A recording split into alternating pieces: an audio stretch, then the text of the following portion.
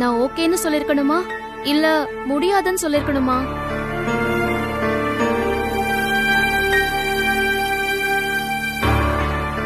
எல்லாருமே கம்பல் பண்ணிருந்தாங்கன்னா கண்டிப்பா நீங்க ஓகே தாங்க சொல்லிருக்கணும்.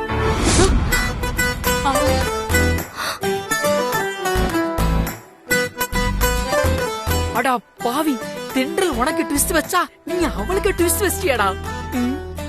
என்னங்க, நான் சொல்றது கரெக்ட் தானே?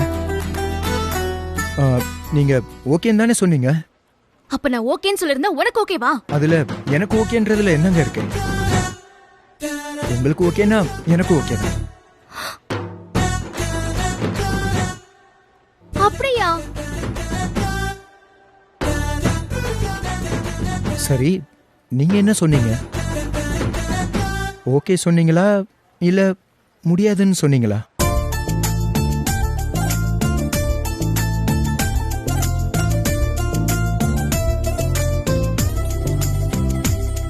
எப்படியும் முடியாதுன்னு தான் சொல்லியிருப்பீங்க. சொல்லுங்க, என்ன சொன்னீங்க? ஓகேனா இல்ல முடியாதுன்னா? நான் நீ சொன்ன மாதிரி ஓகேன்னு தான் சொன்னேன்.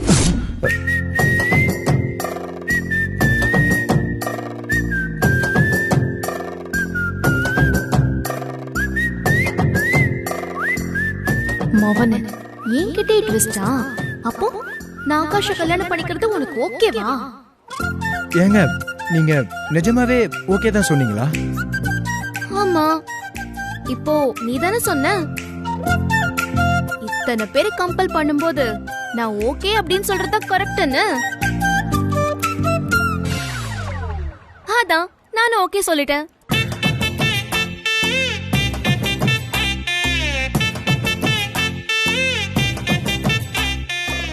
என்ன சித்து அமைதியாயிட்ட? நான் எடுத்த முடிவு சரிதானே?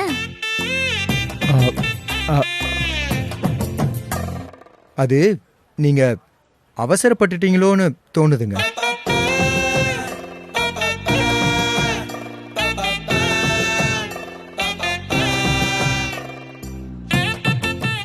அப்படி வழிக்கு வா. சித்து, நீ சொல்றது எனக்கு புரியல. அவசரப்பட்டுட்டேன்னா எப்படி? அது இது மேரேஜ் விஷயங்க.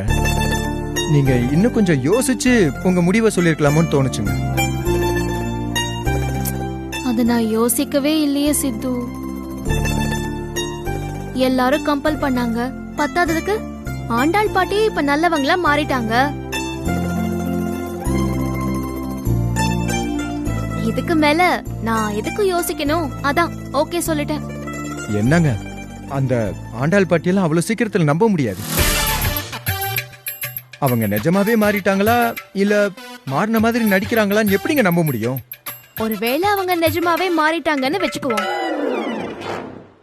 அப்போ நான் ஓகேன்னு சொன்னது கரெக்ட் தானே?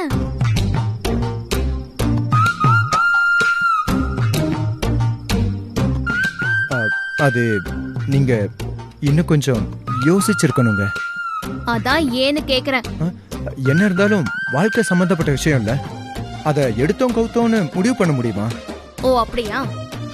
இப்ப நான் கேட்டதுக்கு எதுக்காக உண்மைன்னு இருந்த? தெரியுதுல்ல, அப்புறம் என்னத்துக்கு நான் ஓகேன்னு சொல்லிருக்கணும்னு சொன்னேன்? லூசு. இந்த உலகமே என்ன கம்பல் பண்ணாலும் சரி, அந்த ஆண்டாள் பாட்டியை நான் நம்பவும் மாட்டேன், ஆகாஷ திரும்ப ஏத்துக்கவும் மாட்டேன்.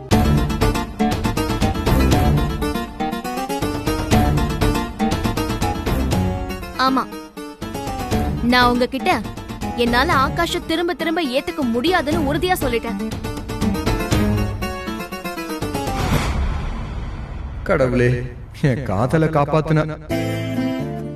ஆமா, எனக்கு ஒரு டவுட் சித்து. முதல்ல நான் இதுக்கு ஓகேன்னு தான் சொல்லிருக்கணும்னு சொன்னேன். ஆனா நான் அப்படிதான் சொன்னேன்னு சொன்னதும் நீ ஒரு மாதிரி பதட்டமாயிட்ட. இப்போ இல்ல சித்து, நான் முடியாதுன்னு தான் சொன்னேன்னு சொன்னதும் ரொம்ப ரிலாக்ஸ் ஆயிட்ட.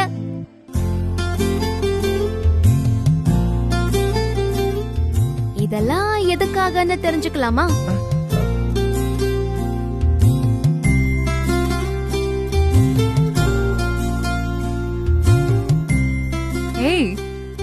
கேக்குறான்லப்பா.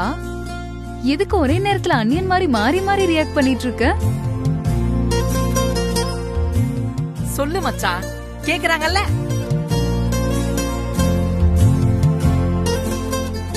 சொல்லு, இப்ப சொல்ல போறியா இல்லையா? நீங்க ஆகாஷ கல்யாணம் பண்ண முடியும்னு சொல்லுங்க, இல்ல முடியாதுன்னு சொல்லுங்க. அதெல்லாம் உங்க விருப்பங்க.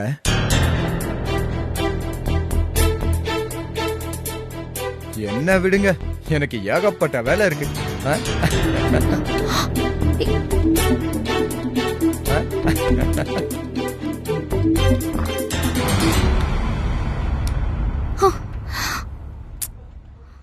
இவன் ஏன் என்ன எப்ப பார்த்தாலும் கன்ஃபியூஸ் பண்ணிக்கிட்டே இருக்கான்? புரியல தென்றல், என்ன கன்ஃபியூஸ் பண்றான்?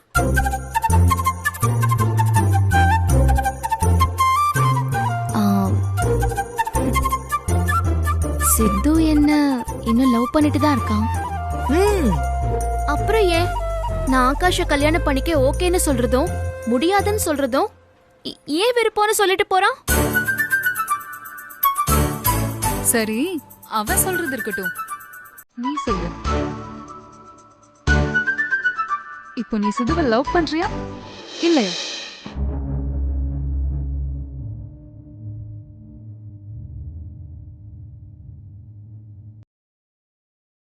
சொல்லு தென்றல். கொஞ்ச நாளா நாங்க உன்னை வாட்ச் பண்ணிக்கிட்டு தான் இருக்கோம். சித்து கிட்ட உன்னுடைய நடை உடை பாவனை, அன்பு அக்கறை பொறுப்பு பொசசிவ்னஸ் இது எல்லாமே தாறுமாறா சேஞ்ச் ஆகிட்டு இருக்கு. இதுக்கெல்லாம் என்ன காரணம்?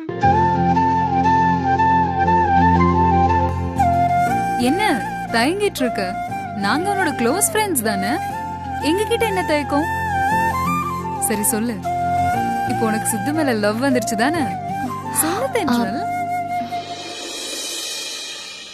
சொல்லு தென்றல். ஏய், என்ன இருக்க மாதிரி எதையோ பேசிட்டு இருக்கீங்க? எதேதோ கேட்டுட்டு இருக்கீங்க? எனக்கு ஷோக்கு டைம் ஆச்சு, நான் கிளம்புறேன். பாய் பாய். தென்றல் தென்றல். ஏய் பாத்தியா தென்றலுக்கு வெக்கத்தை? ரெண்டு பேரும் எப்படி ஒரே மாதிரி சீன் போடுறாங்கன்னு பாரு.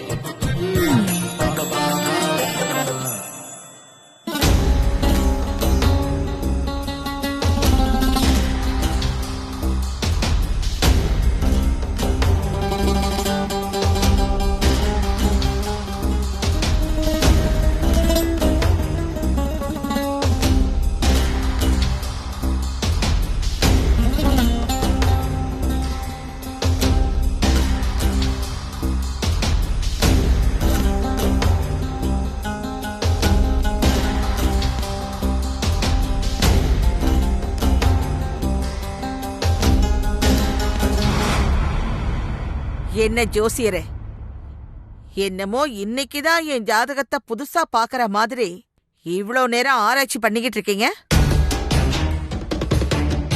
என் ஆயுள் கண்டத்துக்கு சீக்கிரம் வேற ஏதாவது ஒரு நல்ல பரிகாரத்தை சொல்லுங்க.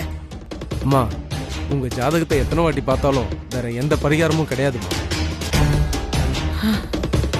நான் ஏற்கனவே சொன்ன மாதிரி அந்த தென்றலை உங்க குடும்பத்துக்கு மருமகளா கொண்டு வந்தா மட்டும்தான் நீங்க உங்க உயிரை காப்பாத்திக்க முடியும். யோ,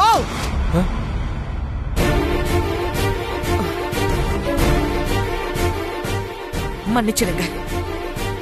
நீங்க இதையே திரும்ப திரும்ப சொல்லிக்கிட்டு இருந்ததால நானும் வேற வழியே இல்லாம அந்த தென்றலையே என் பேரனுக்கு கட்டி வச்சிடலாங்கிற முடிவுக்கே வந்துட்டேன். அப்படியா? ரொம்ப நல்ல விஷயமாச்சு. குறுக்க பேசாம நான் சொல்றத முழுசா கேளுங்க. அந்த தென்றலை எப்படியாவது சமாதானப்படுத்தி அவளை என் பேரனை கட்டிக்க சம்மதிக்க வைக்கிறதுக்காக என் மகனையும் மருமகளையும் அவ வீட்டுக்கு அனுப்பி வச்சிருந்தேன். அவங்க ரெண்டு பேரும் அங்க போய் அவகிட்ட மாறி மாறி எப்படி எல்லாமோ சமாதானம் பேச பார்த்திருக்காங்க. ஆனாலும் எந்த பிரயோஜனமும் இல்ல. அவ எப்பவும் போல என் பேரனை ஏத்துக்க முடியாதுன்னு பிடிவாதமா சொல்லிட்டாளா. இதுக்கு மேல நான் என்ன பண்றது? அதனாலதான் என் உயிரை காப்பாத்திக்க வேற ஏதாவது பரிகாரம் இருக்கான்னு உங்களை பார்க்க சொன்னேன். வேற எந்த பரிகாரமும் இல்லம்மா.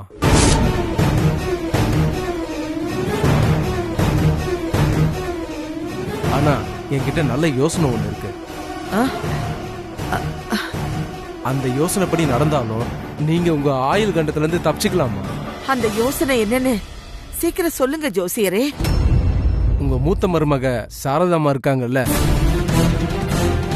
அவங்க பையன் சித்துவும் ரத்த உறவுல உங்க பேரன் தானம்மா.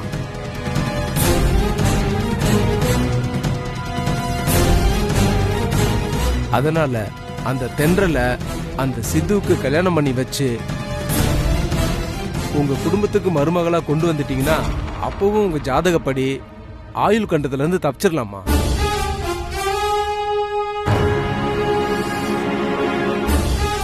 அம்மா, என்னோட இந்த யோசனை ரொம்ப சரியான யோசனைமா. காலம் கடத்தாம எவ்வளவு சீக்கிரம் முடியுமோ அவ்வளவு சீக்கிரம் அந்த தென்றல சித்துக்கு கல்யாணம் பண்ணி வச்சிருக்கோம். ஜோசியரே, நான் தெரியாம தான் கேக்குறேன். நீங்க ஏன் குடும்பத்தோட பரம்பரை ஜோசியரா இல்ல அந்த சாரதா குடும்பத்துக்கு பரம்பரை ஜோசியரா? பின்ன என்ன? நான் என் ஆயுள் கண்டத்துல இருந்து தப்பிக்கிறதுக்கு யோசனை கேட்டா ஆயுள் முழுக்க அந்த சாரதா கிட்ட தோத்து போறதுக்கு யோசனை சொல்லிக்கிட்டு இருக்கீங்க. இல்லம்மா, அப்படிலாம் இல்லம்மா. நிறுத்துங்க ஜோசியரே. அந்த சாரதா ஏற்கனவே என்கிட்ட எப்படியாவது தென்றல அவ பையன் சித்துவுக்கு கல்யாணம் பண்ணி வச்சு காட்டுறேன்னு சவால் விட்டுக்கிட்டு திரியறா. அது புரியாம நீங்க பாட்டுக்கு இப்படி ஒரு கிறுக்குத்தனமான யோசனையை சொல்லிக்கிட்டு இருக்கீங்க. இல்லம்மா, என்ன இருந்தாலும் சாரதா மகன் சித்து உங்க ரத்த உறவு தானேன்னு சொன்னேன். வேண்டாம், இன்னொரு முறை அந்த வார்த்தையை சொல்லாதீங்க.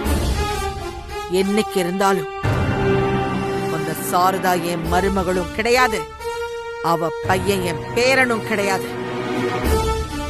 அவங்களை என் ரத்த உறவா ஏத்துக்கிட்டு தென்றல அந்த சித்துவுக்கு கட்டி வச்சாதான் என் உயிரை காப்பாத்திக்க முடியும்னா அப்படிப்பட்ட உயிரே எனக்கு தேவையில்லை. கொடுங்க என் ஜாதகத்தை.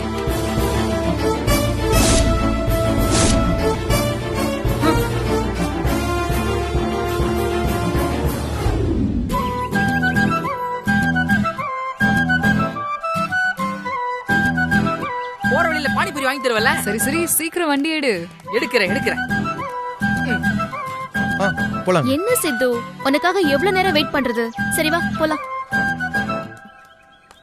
ஹாய் சித்து, ஆ, ஆ, இன்னைக்கும் நீங்க தென்றல் வண்டியில தான் போக போறீங்களா? ஆமா மேடம். சித்து, டைம் ஆச்சு, நம்ம கிளம்பலாம். போயிட்டு வா. இல்ல தென்றல், சித்து உங்க வண்டியில வந்தா பேலன்ஸ் கரெக்டா இருக்காது.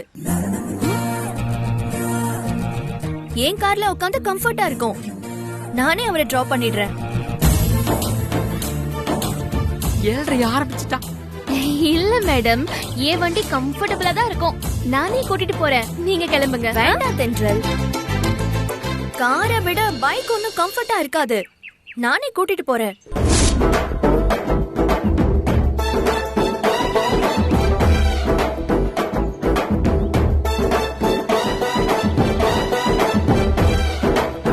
வாங்க சித்து.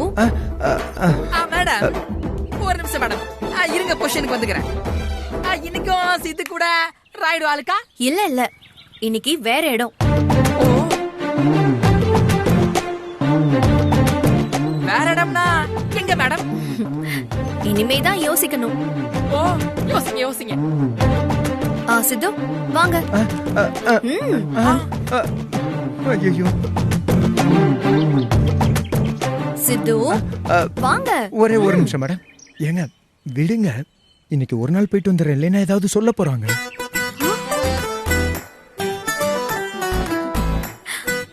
போலாமா? பாய். வாங்க சித்து. மேடம்,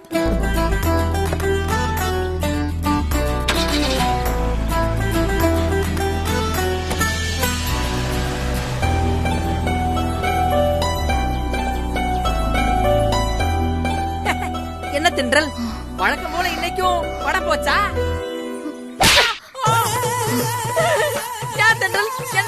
இது உனக்கு இல்ல, அவளுக்கு அவளுக்கா? தல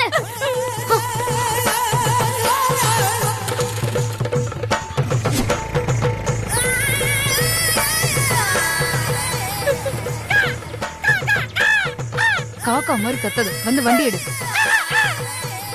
குடி, உட்காரு.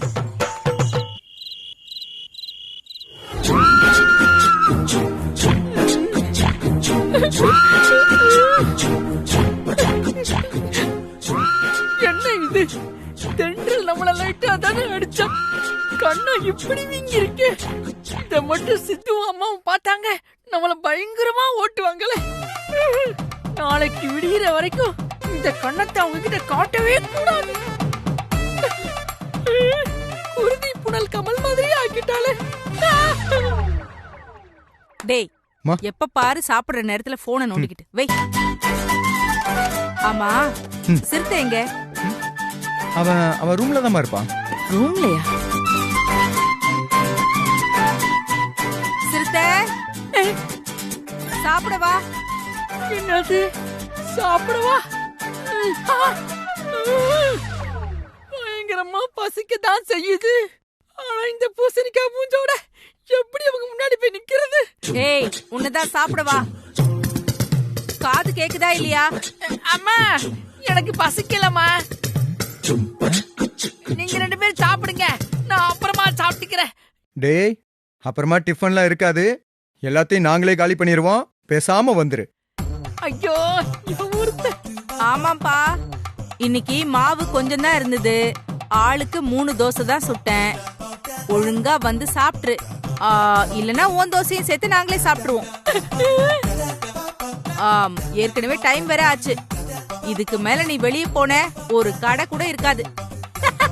இல்ல இல்ல, எனக்கு பசிக்கத்தான் செய்யுது. ஆனா நான் அங்க வரல, நான் இங்கே உட்கார்ந்து சாப்பிட்டுக்கிறேன். நீங்க தட்டை மட்டும் அப்படி கதை வழியா தள்ளி விட்டுருங்க. என்னடா இவன் தட்டை ரூம்குள்ள தள்ளி விடுன்னு சொல்றான்? அதானே, ஏதோ மர்மா இருக்கு. என்ன பேசிக்கிறாங்க? டேய், இப்ப நீ எதுக்கு இங்க வந்து சாப்பிட மாட்டேன்ற?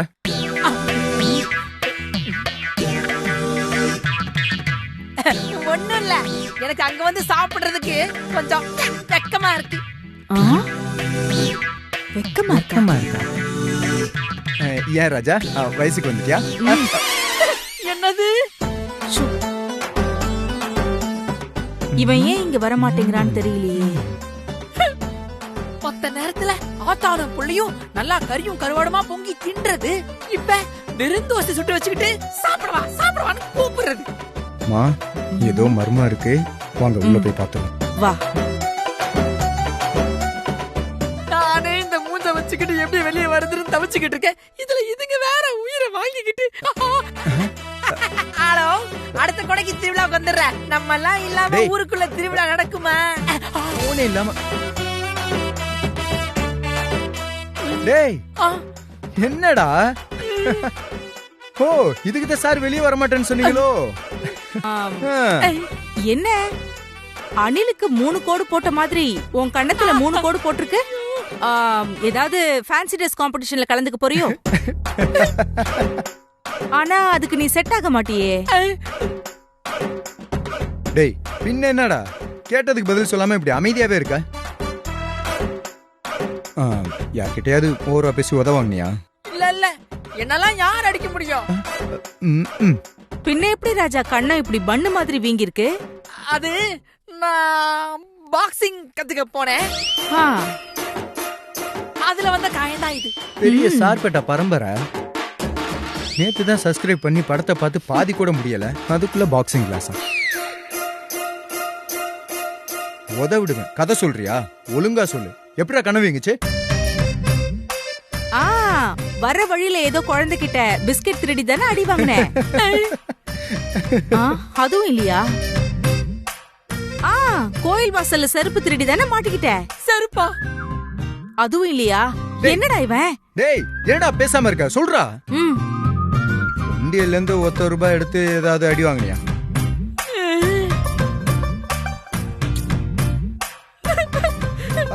டேய், ஞாபகம் வந்துருச்சுடா. புரிஞ்சிருச்சு. என்ன புரிஞ்சிருச்சு? அந்த திருமணையில இருக்க கிளவி கிட்ட ஏதோ ப்ரோபோஸ் பண்ணி டேய் எது கிளவியா? மா அவன் நல்லா பழகுவாமா. இல்ல அது நிறுத்துங்க. நீங்க 2 பேரும் என்ன ரொம்ப அசிங்கப்படுத்துறீங்க. இதுக்கு பேசாம நான் உண்மையை சொல்லிட்டேன் போயிருவேன். அப்ப சொல்லு. அது தென்றல் தென்றல் என்ன அரைஞ்சிட்டா.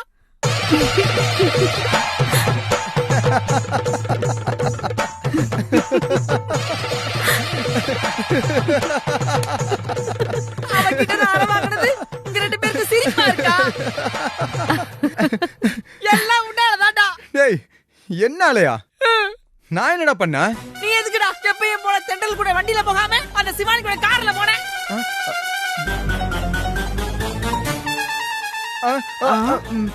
என்ன சித்து, இன்னைக்கு நீ சிவானி கூட ராய்டு ஹால் போனியா? ஐயோ இல்லம்மா, அப்படிலாம் ஒண்ணும் இல்லம்மா. சும்மா காஃபி சாப்பிட தான் கூட்டிட்டு போனாங்க. காஃபியா? ஆனா நான் சிவானி கூட போனதுக்கு தென்றல் எதுக்கு ஒண்ணு அடிச்சாங்க? தம்பி, உன்னைய சிவானி அறைய முடியலன்ற கோவத்துலதான் தென்றல் என்ன அரைஞ்சிட்டான். என்ன அடின்ற போன ஜென்மத்துல மைக் டைசன் தங்கச்சியா இருந்துப்பா போல இருக்கு. அந்த அடி அடிக்கிறான். சரி விடுறா விடுறா. நண்பனுக்காக ஒரு அடி வாங்க மாட்டியா? நண்பன் வேண்டாம். சாரி, சும்மா சும்மா சும்மா.